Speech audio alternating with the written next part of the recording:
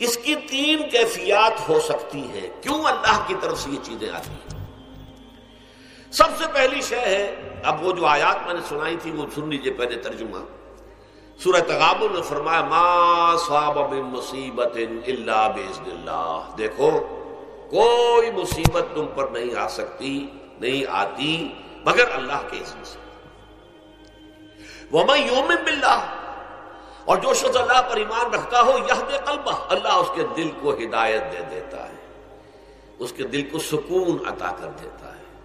وہ راضی برضائے رب ہو جاتا ہے، اس میں شکوہ نہیں رہتا، اس میں شکایت نہیں ہوتی، اس میں تلخی نہیں ہوتی. کیوں ہو گیا، کیسے ہو گیا، کیوں ہو گیا، نہیں ہونا چاہیے، نہیں دیتے.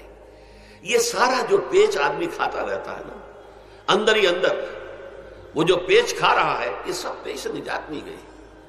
برو کشید سے پیچا کہ ہست و بود مرا، چے اقدہا کے مقام رضا کشود مرا. یہ پیچ کھانا جو ہے، پیچا کے ہست و بود، اس سے اللہ تعالیٰ نے مجھے نجات دے دی ہے مقام رضا کے ذریعے سے.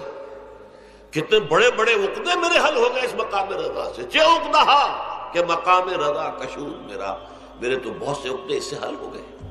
لیکن اب اس کو تین حصوں میں تقسیم کیجیے. پہلی بات یہ کہ یہ اللہ کی طرف سے آزمائش کے طور پر آتی ہے. آزمائش، میرا بندہ اس پر صبر کرتا ہے یا نہیں، یا میرے خلاف بکواس کرنے پر آمادہ ہو جاتا ہے. اللہ تو ایسا ہے، اللہ نے تو ہم پر کبھی کرم کیا ہی نہیں ہے، اللہ تو ظالم، معاذ اللہ معاذ اللہ معاذ اللہ. کہیں ایسا تو نہیں، میرا بندہ جو ہے تکلیف کو جھیلتا ہے میری وجہ سے، یہ سمجھ کے کہ اللہ کی طرف سے آئی. یہ سب جو ہے یہ بہت بڑی کامیابی ہے اگر انسان کو حاصل ہو جائے. اور اس صبر کے نتیجے میں دو اور باتیں پیدا ہوتی ہیں. پہلی بات یہ ہوتی ہے کہ یہ امتحان کا نتیجہ کیا نکلتا ہے کہ آپ نے ایک امتحان پاس کیا تو آپ کے اگلے درجے میں ترقی ہو جاتی ہے. 5ویں کا امتحان پاس کر لیا نا تو 6ٹھی میں جائیں گے. اب 6ٹھی کا امتحان پاس کریں گے تو 7ویں میں جائیں گے. 7ویں کا پاس کریں گے تو 8ویں میں. درجہ بدرجہ انسان کی دینی، ایمانی اور روحانی ترقی کا ذریعہ یہ آزمائش ہوتی ہے. جتنا اس میں صبر ہوگا، جتنا اس میں تسلیم و رضا جو ہے آپ حاصل کرتے جائیں گے تو آپ کے درجے بلند ہوتے چلے جائیں گے. آپ کا امتحان کڑے سے کڑا آئے گا، بڑے سے بڑا آئے گا، مشکل سے مشکل تر آئے گا. ایک وقت میں ایم اے کا امتحان بھی آپ کو دینا ہوگا. ایک وقت میں ہو سکتا ہے پی ایچ ڈی کے لیے تھیسس آپ لکھیں، پھر اس کے اوپر جو ہے ٹیم بیٹھی ہوئی اور آپ سے وہ بحث کرے، جرا کرے آپ سے، وہ بھی کرنا ہوگا.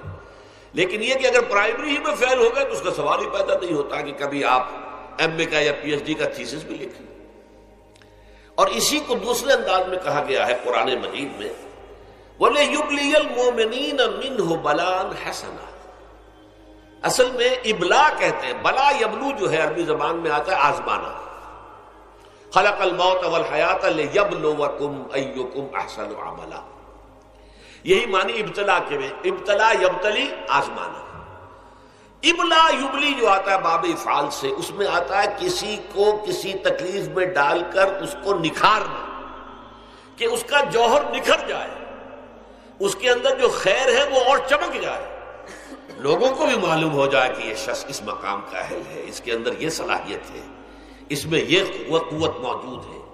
تو یہ گویا کہ اہل ایمان کی صلاحیتوں کو نکھارنے کے لیے اور ان کے درجات کی ترقی کے لیے بھی اللہ تعالیٰ دنیا کے اندر یہ مصیبتیں اور امتحانات جو ہیں آزمائش کے حوالے سے افراد پر بھی اجتماعی طور پر بھی لاتا ہے.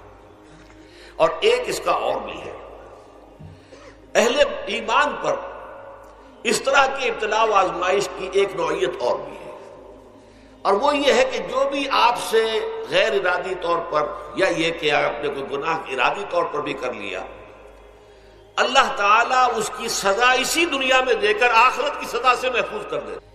گویا کہ اس سے بڑا خیر کیا ہوگا؟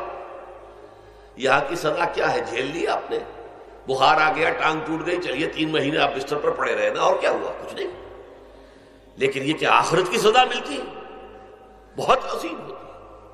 لہذا کفارہ بناتا ہے اللہ تعالیٰ گناہ، ان جو بھی گناہ ہو گئے، غلطیاں ہو گئی ہیں، ان کا کفارہ اللہ تعالیٰ بندہ مومن کے لیے. حضور کی ایک حدیث ہے، اس کا متن مجھے اس وقت یاد نہیں ہے، کہ مومن کا معاملہ عجیب ہے، اسے کوئی تکلیف پہنچتی ہے صبر کرتا ہے، وہ اس کے گناہوں کا کفارہ بن جاتا ہے، اور اگر کوئی خوبی ملتی ہے تو اللہ تعالیٰ کا شکر ادا کرتا ہے، اس کے درجات بلند ہو جاتے ہیں.